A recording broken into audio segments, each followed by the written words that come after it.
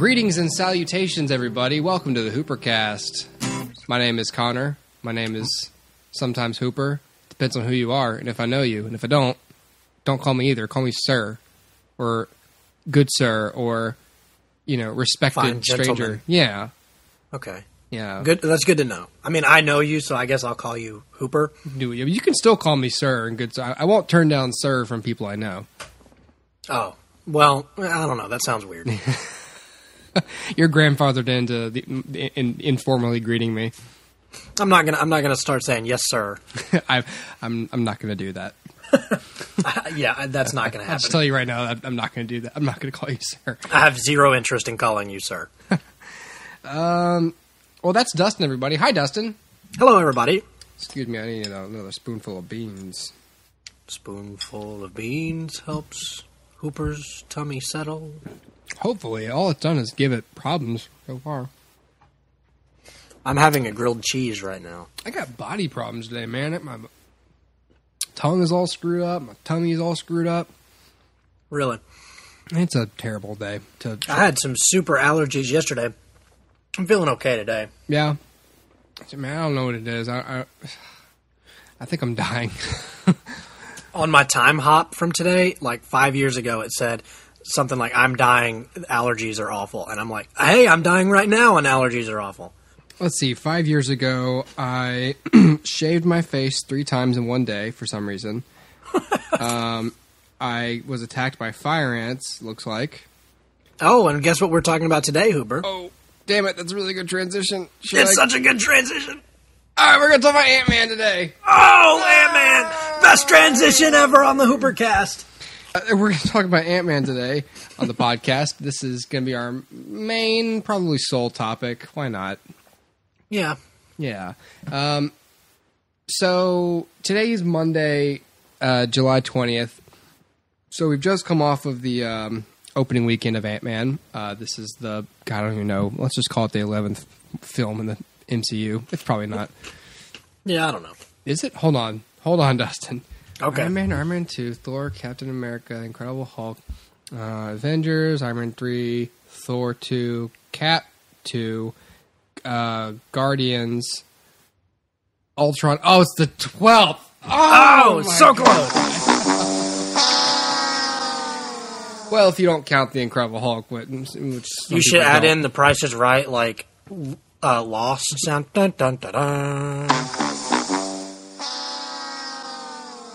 So yeah, we're going to talk a little bit about some Ant-Man today. Do you want to do a spoiler one? There's not really much to spoil, to be quite honest. So I feel like we can talk about this film pretty much without borders, without really spoiling. Yeah, anything. we're gonna be. Let's be pretty open about it. That way, Yeah. I mean, if you're super paranoid about spoilers, then come back and check us out after you see it. But Yeah. but there's really nothing that is gonna be like, oh, mind blowing. Well, there's things like with these Marvel films, for the most part, that, I mean, this is Ant-Man. This is the premiere film for this character. Paul Rudd's not going to die. Right. Dustin, just because I know both of our thoughts, I'd like to give my brief thoughts first. Yeah. Go ahead. So, I really enjoyed this film. This is I'm looking at how well it's doing on the tomato meter right now, just to sort of tell people how popularly it's doing. The critics are giving it a 79%. That's not bad. Pretty good these days. Yeah. The audience is giving it a 92. So it's been That's even better. It's been a real. I don't know how much money it made, Dustin. Maybe you can look up those numbers. I think I looked it up. I think it was 58 million. That sounds about right. You Yeah. keep talking. Let me Tell me, check. I'd like to know where it is in the top 5 and all that. But I really enjoyed this film. I thought this had the potential to be a train wreck because this was going to be an Edgar Wright movie. Trainwreck was a different movie that came out this week. That's. I'm just going at it with these transitions. You must have had some alpha brain before you did this. I know, some segues up in here. Dustin, Yeah, 58 million. 58 million. Was it what's its rank on the box Is number office? 1. It's number 1. Okay. Yeah. How'd Trainwreck do? Trainwreck was number 3. Minions was number 2, which I believe is in its second week. So, yeah. Okay, so number 1, it's opening weekend. That's pretty good. That's It's very good. I mean, it can't get better. That's a cold parenting response. Like, Dad, I won the gold medal to track meet. That's pretty good. That's all right, I guess. I literally couldn't have done better. Well, it's just all right. We'll see about that. Go get me another beer.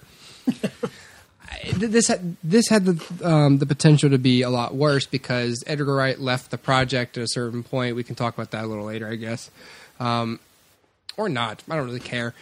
And they brought in, they cast Paul Rudd, and they brought in him and Adam McKay, who you may know as the Anchorman movie director and Step Brothers, and him and Will Ferrell kind of started Funny or Die. He's a comedy guy, so him and Paul Rudd came in and basically did a pass on the script. So Edgar Wright, Joe Cornish, Adam McKay, and Paul Rudd all share screenwriting credit for this film because it went through some changes essentially when Peyton Reed came on board. So that was my only real trepidation coming into this film was, is this going to turn out okay? And I thought it turned out really well. I think in terms of scale, it's probably the smallest in scale, both literally with him being the size of an ant, but also creatively or figuratively, rather. Whereas we haven't seen the stakes confined to a building, an area as small as a building, essentially, in quite a while with these Marvel films. I think the last time the stakes were this small was probably the first Iron Man. Where the whole climax it took place in Los Angeles, and there were people sort of marginally in danger, but there was no real there was no big device that was going to kill people, like cause mass genocide. It was, hey, if I don't stop Obadiah, then bad things will happen. So with every movie since then, it's been some sort of like last second stop this crisis right now sort of thing, especially in the Avengers films. Mm-hmm. And so this is another one of those films where it's like, okay, so if he doesn't stop the Yellow Jacket, nothing will happen today, but he'll sell all the suits to Hydra, and things will happen later on, maybe in a few months. Mm-hmm. So it felt appropriately dangerous, but not. It wasn't inundated with this global catastrophe pending and putting it all on the shoulders of a guy who learned how to use this suit maybe a few weeks ago. So I appreciate that because I didn't think a bigger threat or scale would have been appropriate for this film. But I really enjoyed the action. I really enjoyed everything they did with his powers, how he can shrink and I've wondered, would it be tough to be able to see him? And they make it so that you can see him even when he's small if you're looking in the right spot. Because I thought, like, are they just going to have the actors just mind being punched and is it going to look dumb? But they did a real good job. And especially when he's small, a lot of some of those shots are accomplished by micro photography. So those are real small cameras that they're actually using as background plates for him to key Paul Rudd onto later, Right. So I really like that this is a film where the story and the characters sort of dictated how it would be shot. And so for that reason, and in terms of the scale, and just because he's a new character and completely, I feel like this film, as a standalone, stands out pretty well. I definitely like it more than both the Thor movies. I think John said he liked it even more than the first Captain America. I don't quite know about that. I prefer watching Steve Rogers to this guy, but I like Scott Lang because he's a guy who's made mistakes and now he wants to do better. So he's a character, at least on a basic level, you can root for.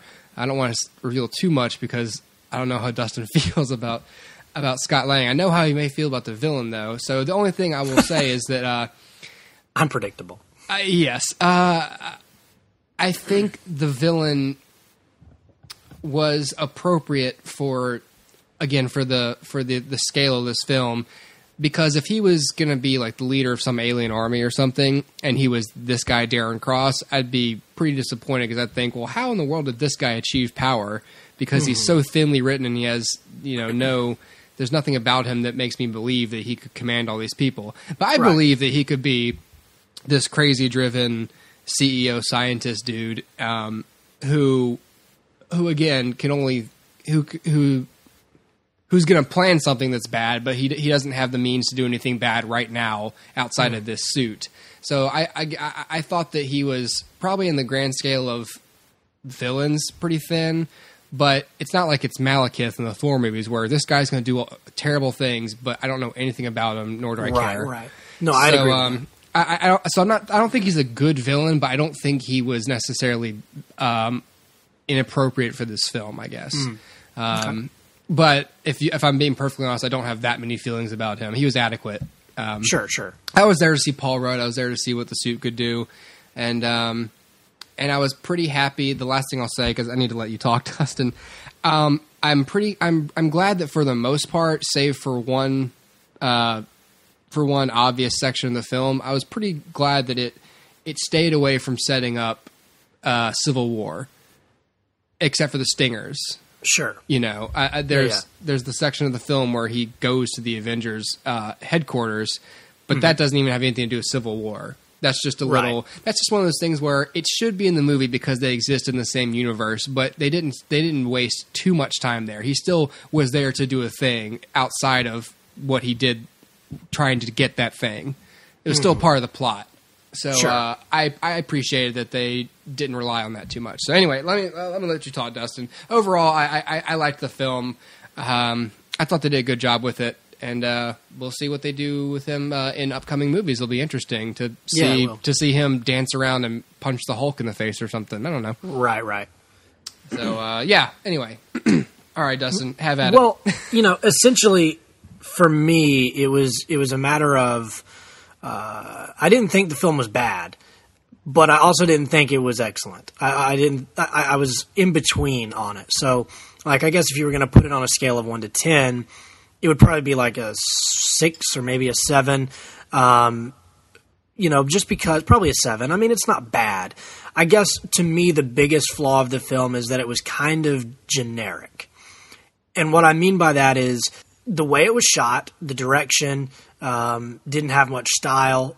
It was shot like a comedy, but it shouldn't have been. It didn't have much pizzazz in terms of dialogue. I'm getting really, I think, burned out on characters like, his Scott Lang's little thieving buddies. His band of thieves. Yeah, this was one of the problems with the Green Lantern too. They had to give him this, urban kind of a buddy, and I'm like, but this doesn't you don't need it. You've got so many characters already, and I've got to get to know them right now because really Michael Peña's character isn't going to, I would imagine, be in any of the Avengers movies. So I feel like we need to be focusing on Hank and on Scott and on Hope, and they can be there, but you got to minimize the time with them. And it just seemed like a very obvious kind of a thing to do because that's what you do in comedies is you populate it with side characters that have a goofy trait that they can carry through the film. So it was very comedy generic to me in that way.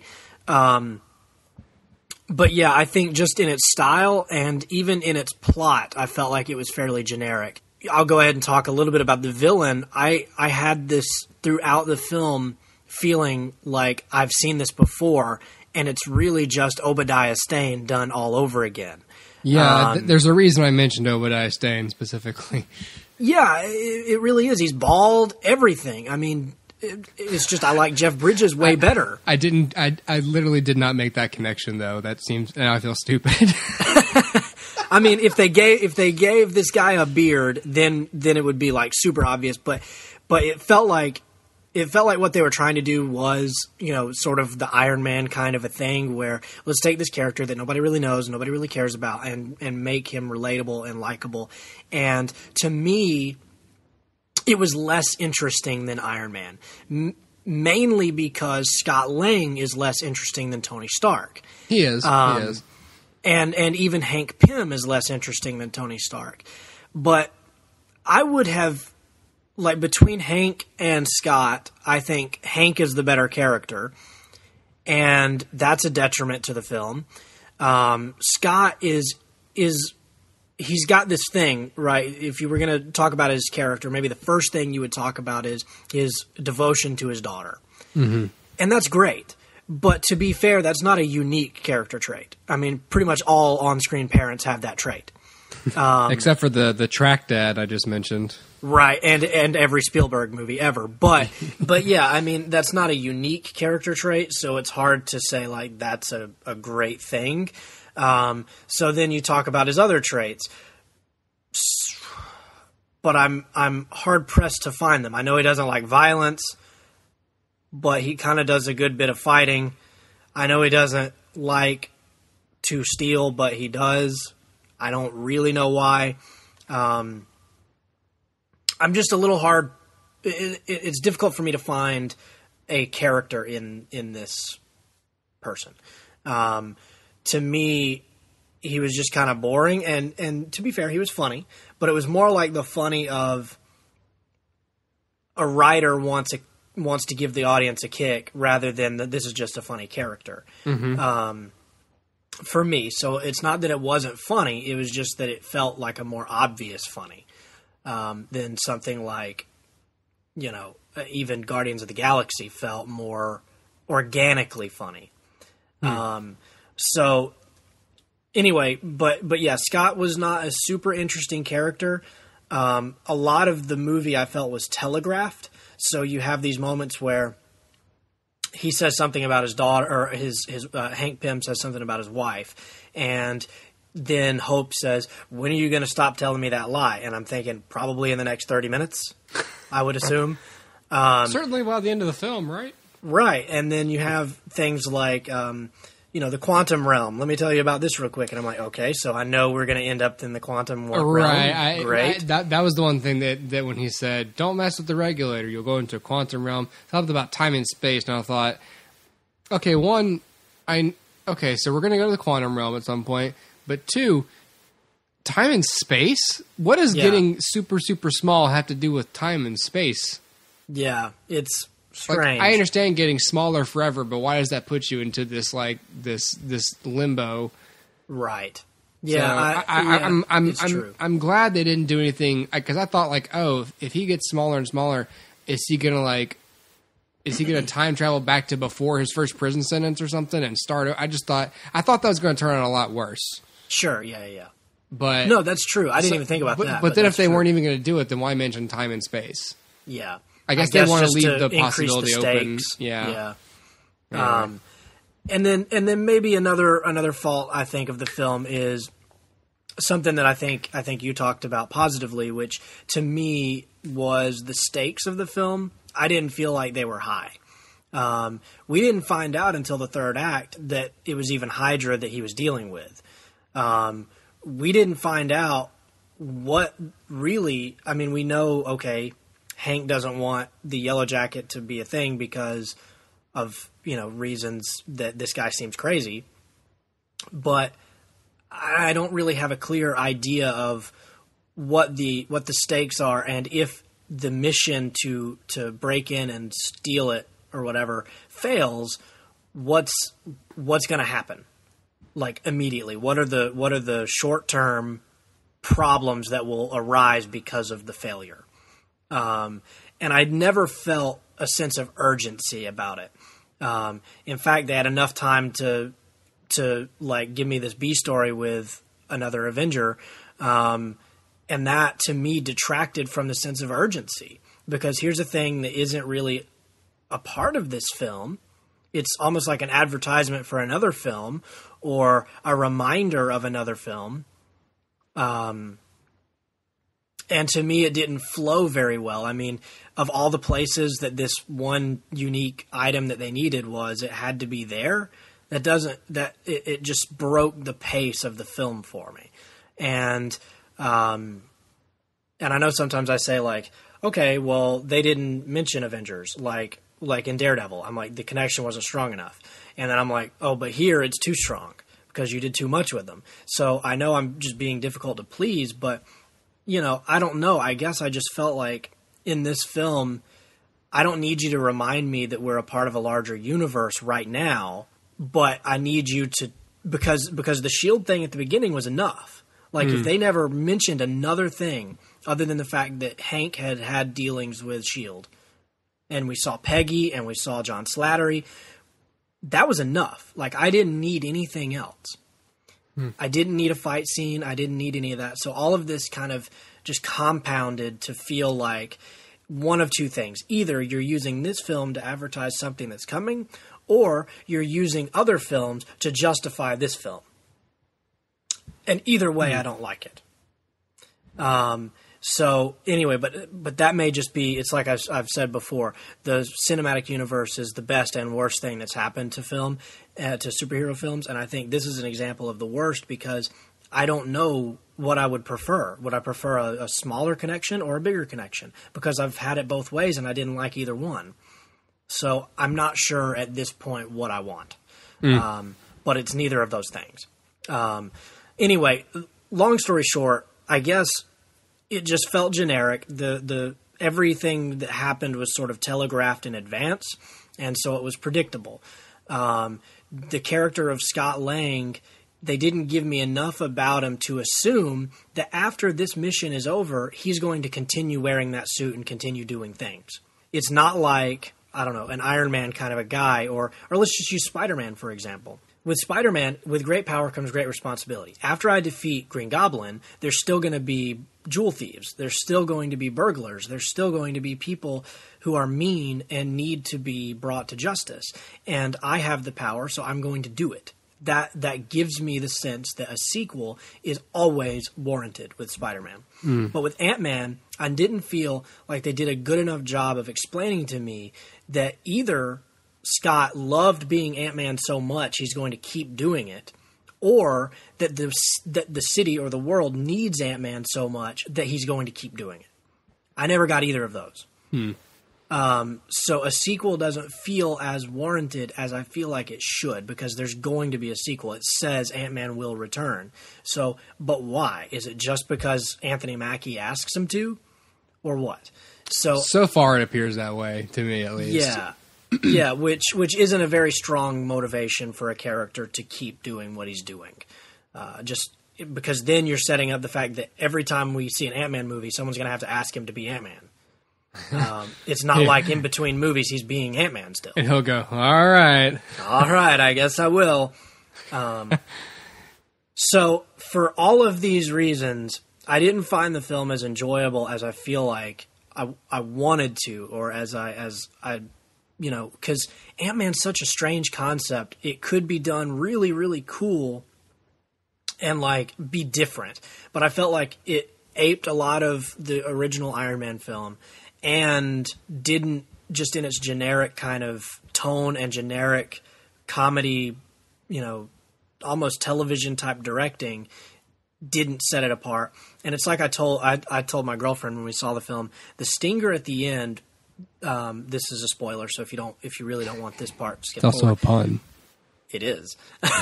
The stinger at the end has Captain America and Falcon with Bucky, and that scene, I don't know who directed it, but that scene, that short little bit, was better directed than the entirety of Ant-Man. To me, it had more style, it looked more professional, more cinematic than Ant-Man did, and to me fit better in with the Marvel universe than this did. John told me, I think that might be an actual scene from Civil War. It could be. Kind so it could of be the like, Russos. yeah, so it could be because the Russos are directing it, which would explain why it's so good. I think like in a similar way that at the end of Iron Man 2 and Coulson's out in the desert, he's like, "Sir, we found it," and there's the hammer. Oh, yeah. And like he actually makes that phone call in the Thor in movie. the movie. Yeah, so, okay. That makes sense. we may see like a slightly different version of that scene next summer. Okay, well that's but cool. That would explain the style. Yeah, sure. But I felt like it had more style, and it really kind of highlighted one of the problems I had with the film was just that it didn't have a style. I didn't think, and so when you pair together a generic story and generic direction with a generic character that doesn't, to me, have much of a reason to continue being Ant-Man, and you pair that with things like I've already seen this before feelings, and I don't need to be reminded of Falcon in this movie feelings, and all of these things, it comes together not to be a bad movie, but just to be like a placeholder or like well, we want to use Ant-Man later, so we need to do something with him now so that they know about him later. And it didn't feel like it was an earned, warranted solo film. It felt more like, well, we just have to because later we're going to want to use him. And so to me, it was just altogether a little disappointing to see the character done that way. But, like I said, it's not a bad movie, and I would certainly see it again. It's just, when you compare it to something like Winter Soldier or Guardians that has a clear tone and a clear directorial style, this one kind of falls short. And not to mention, I will say this too, as far as the direction goes, that scene at the Avengers headquarters, that fight scene, I thought was one of the worst directed fight scenes in the Marvel Cinematic Universe. I know it's got to be tough to keep track of something so small and Falcon on in a frame or whatever, but there were times where I just didn't know what was going on. And so I don't know. There were a lot of problems that I had with it. And I hate to always be that guy with these movies, but it just feels like these characters in and of themselves are great, and they just need somebody in there that believes in them, and maybe Edgar Wright could have been that person. I know he worked on the film for a long time, but to me it just felt like almost like, okay, well, we started, so we have to finish, rather than we all have a genuine passion for this and for making this happen. And I did get that with Winter Soldier, and I did get that with Guardians of the Galaxy. So it's strange to me to feel the way that I feel about it. But and I didn't even mention too, other than the villain being like Obadiah Stane, I didn't understand his problem in that. Okay, he felt like slighted by his mentor. Okay, that's fine. That's a good character motivation to do something weird. But then they mentioned at some point in the film, offhandedly, that the Pym particle or whatever will mess with your mind in some way, psychologically. Mm-hmm. But for some reason didn't with Hank or Scott. And then we see the scene where Darren Cross is going to sell to Hydra, and somebody says, "This isn't you, it's affecting your mind," or something. And I'm thinking, how? He hasn't used it yet. As far as we know, he has not used it on himself. So how is it affecting his mind? And Evangeline Lilly's character says, "Darren, you're sick. I can help you." And I'm thinking, this feels out of place. This feels like there was a scene that I missed. Because you're saying he's sick, which implies that he's already used the formula on himself, but we've never seen him do it. And so it's just little things like that where I felt like the screenplay was jumbled together from bits and pieces of other things and didn't quite flow together right to me. I don't know. Maybe I'm just looking into it too much, but it's just little things like that not to mention, this is I guess a nitpick, but Scott is Ant-Man, and he's coming down that little chute where the laser grid is, where he's going to go in and steal the Yellow Jacket costume. Mm-hmm. And the dude from the Dark Knight hits the button, and the grid disappears, and he falls down into the thing right as Darren Cross grabs the Yellow Jacket costume. And I'm like, how did you know he was there? How did you know Ant-Man was there?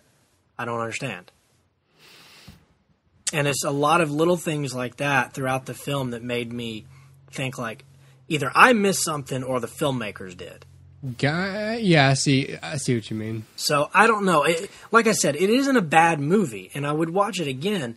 It's just I felt like it could have been done better. Now, having said all that, I am looking forward to seeing Ant-Man as a part of the Avengers, as opposed to someone like Daredevil, who I just feel like is so far apart that should he ever team up with Tony, it would feel weird.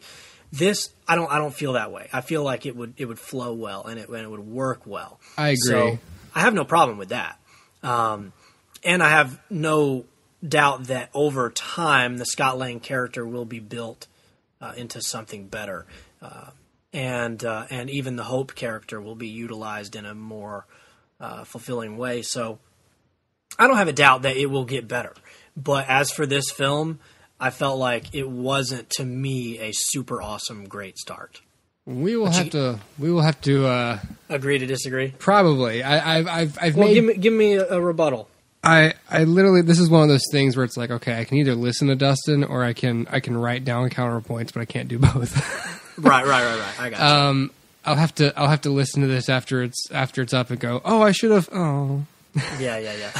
No, I there are a few times where I felt like, I guess like with Michael Pena, I know what you're getting at with him, but I thought that there were times where he was too goofy. Like it's just like, okay, I got it. But I don't know. I just thought that little touches, like whenever he tells a story and they go back to the actors and they have him lip syncing everything he's saying in the story.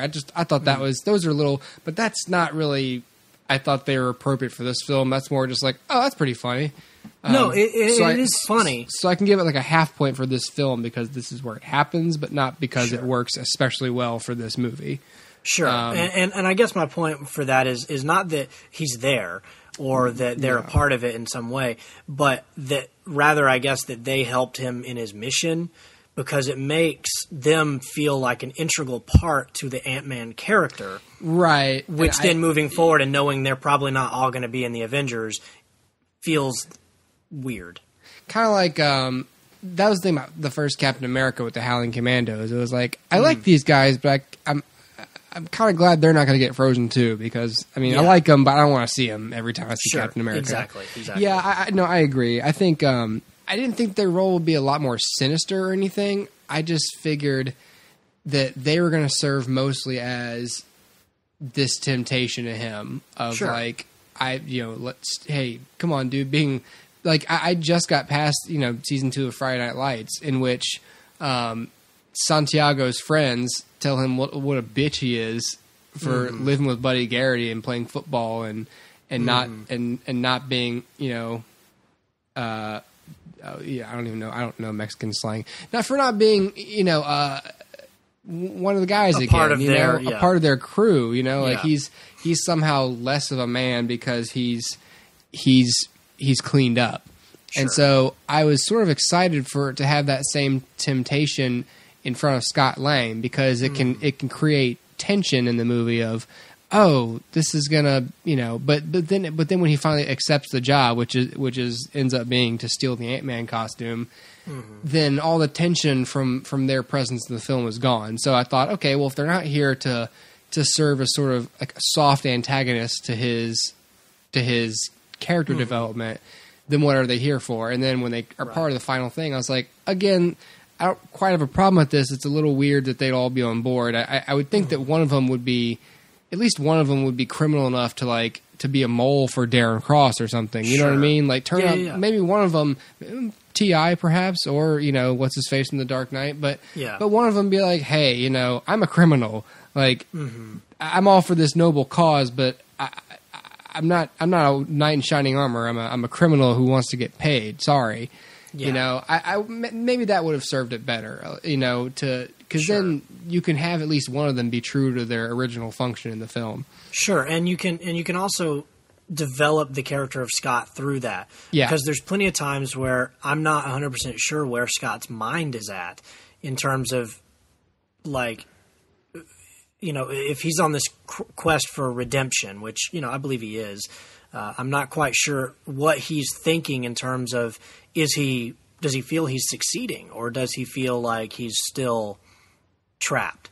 And I'm not quite sure. And to have an antagonist like that, I think would have given me an idea of where his mind was at in those moments. Another example of this, I talked about this with my girlfriend, was as far as not knowing where Scott's mind is at. Is you have that scene where he shows up at his daughter's birthday party and his her stepdad or whatever is there, and then you see his wife. And I'm not sure in those scenes, because you could play it a number of ways, but they didn't pick one. Is he still in love with his wife or not? Is he jealous of the man that is, now fathering his child or not? Is he mad or not? He never really, they never honed in on what he was feeling in those moments.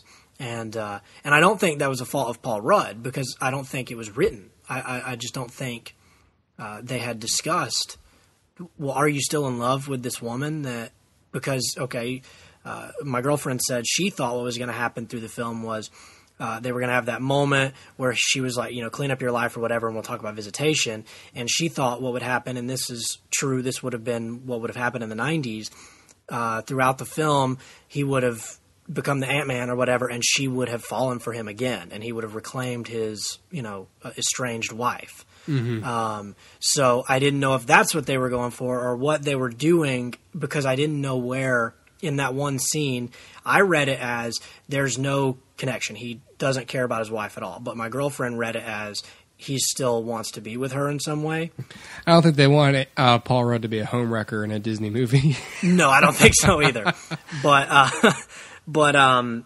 yeah, man, I don't know. I just felt like there were times where the character wasn't fully revealed to the audience when it should have been.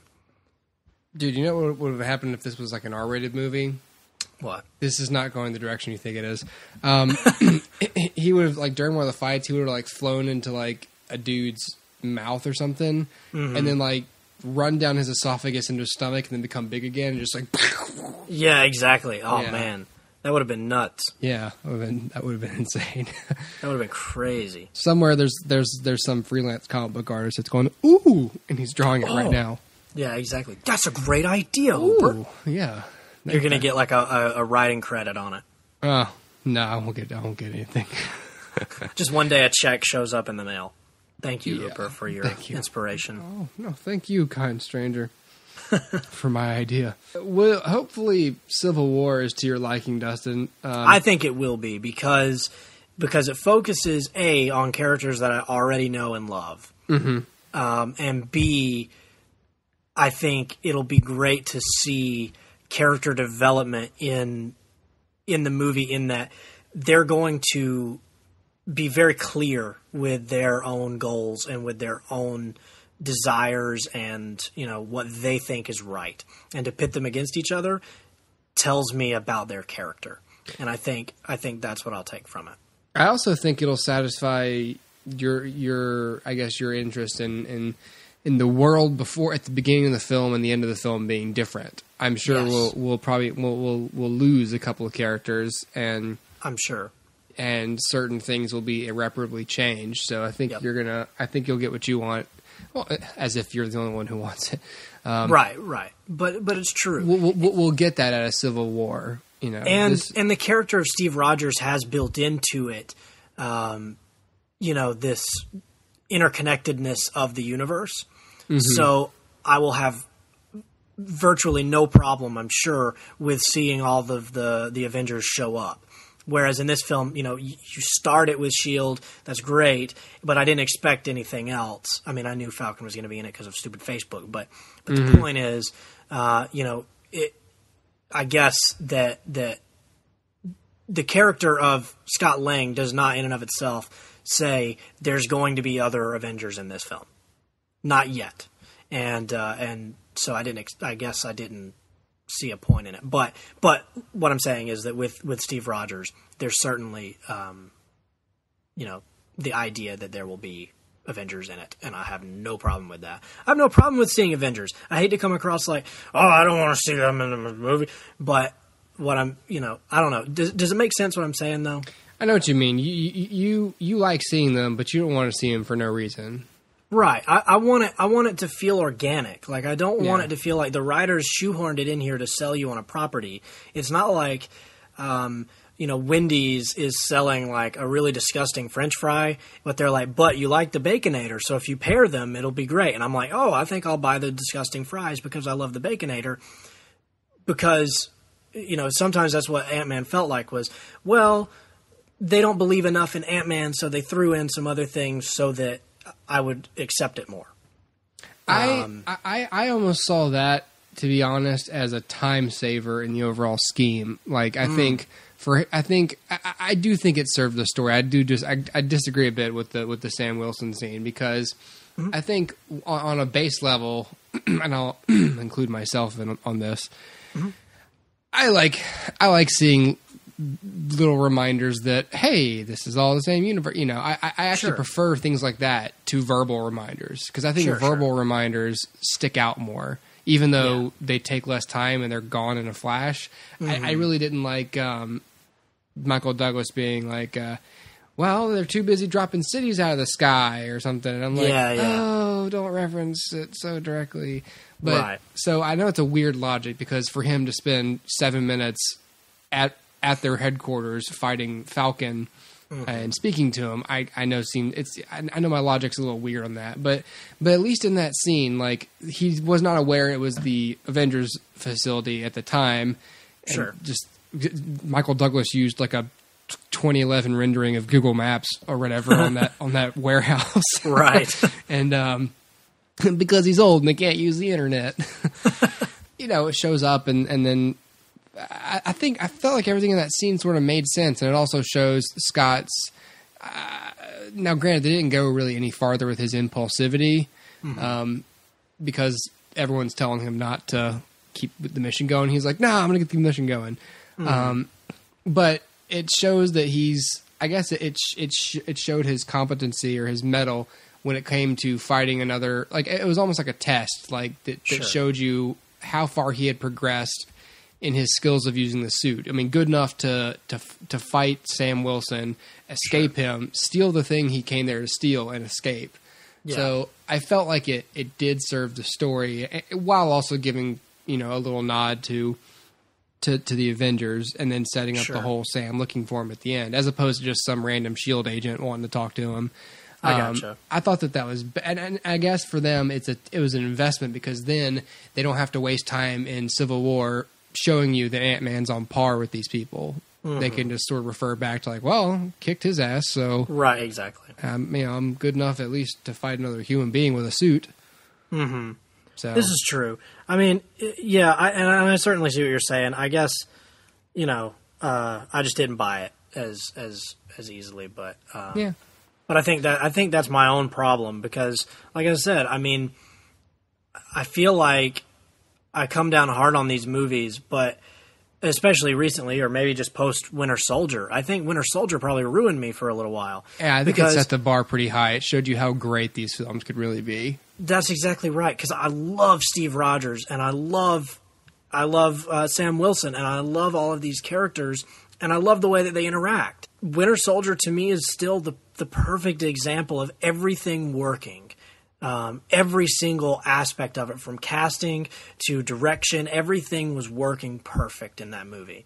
And it really was. Then it's such a great movie. It is. And then you follow it up with a couple of movies like Age of Ultron or this, and it's just disappointing, because I've seen it work so well that now when something doesn't work, I'm thinking, oh, but it can work. And so maybe that's my problem, but it is my problem, because, like you said, it's got a 79 on Rotten Tomatoes, a 90 whatever from the audience. Audience, people are digging this movie, and I can't knock that, because, like I said, it's not a stupid movie. It's not, you know, Transformers or whatever, where pretty much everybody says that's not very critically or artistically well done, as entertaining as it may be. But so I can't knock it, but at the same time, I can just say that for me, I want it to be better, and I want them to keep making me say that was better than the last one, and that was better than the last one, and that was better than the last one. And that hasn't happened in a couple movies now. So, well, what I'm excited for with the future is that the Russos are in charge of the next 3 Marvel movies I'm most looking forward to, which is Civil War and the Infinity War movies. Yes.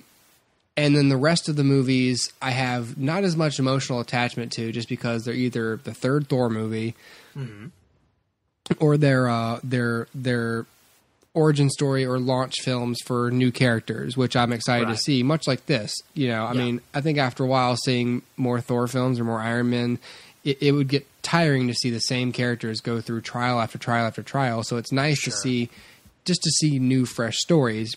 And I'm kind of glad that I'm sort of glad we're in this transition period where I'm pretty sure the Russos are going to knock Civil War out of the park. I'm sure they'll do the same with the Infinity War movies, and I think the respective people they're hiring for these new films are going to be great too.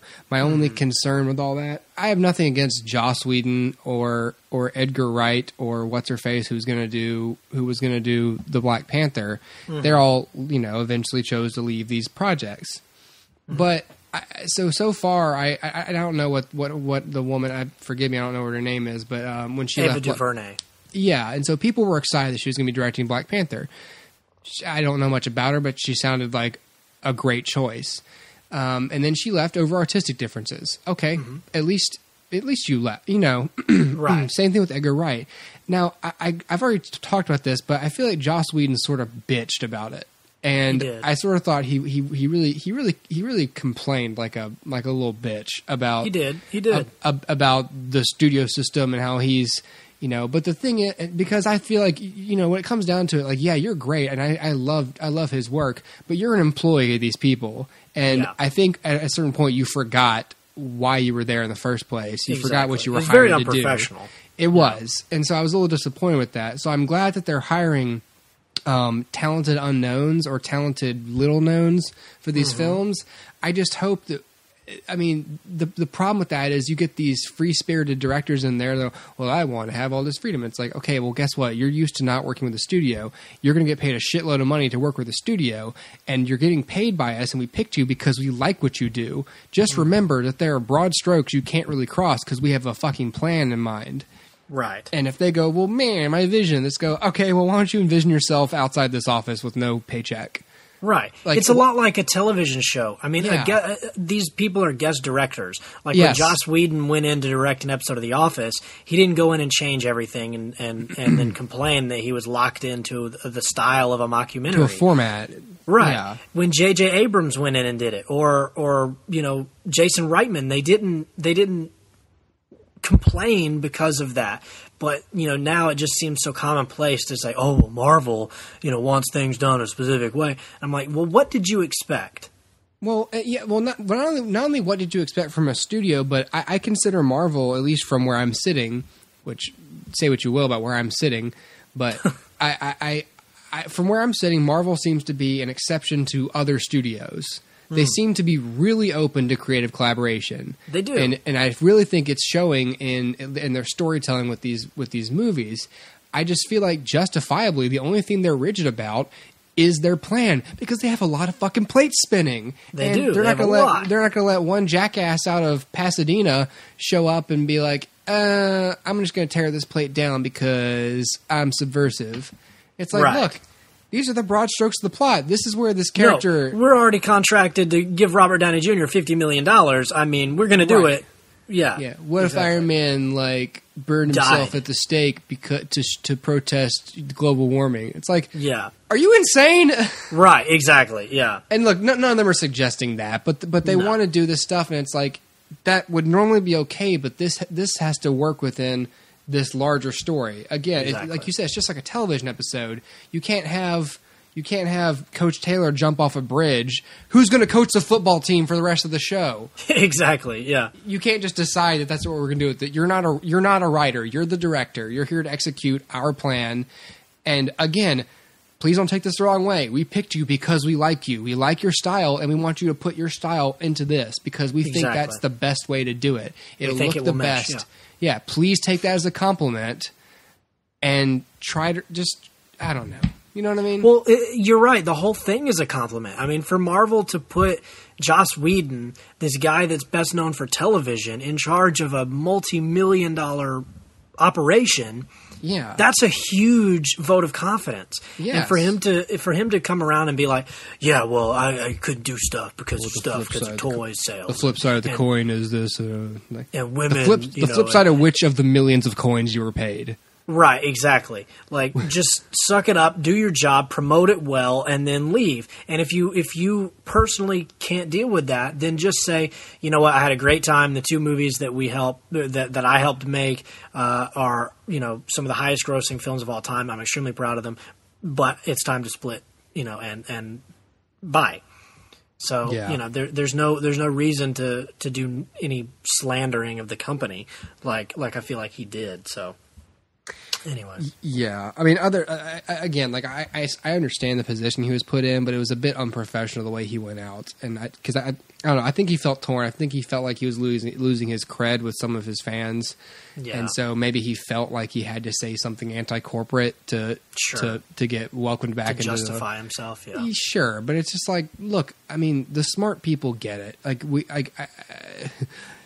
God, this sounds dumb. I'm one of those smart people. I understand why he's upset about his situation. I get it. I just feel like you could have done it a little bit more professionally. That's really it. So no, I agree. I'm excited for this universe. Again, this to me is the greatest thing that's going on to me right now in movies. Not like as a medium or anything like anything profound like that.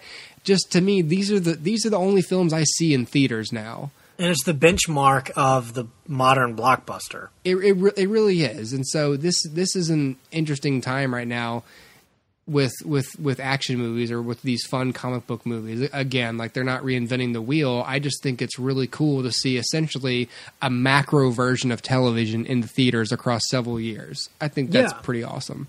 It is awesome.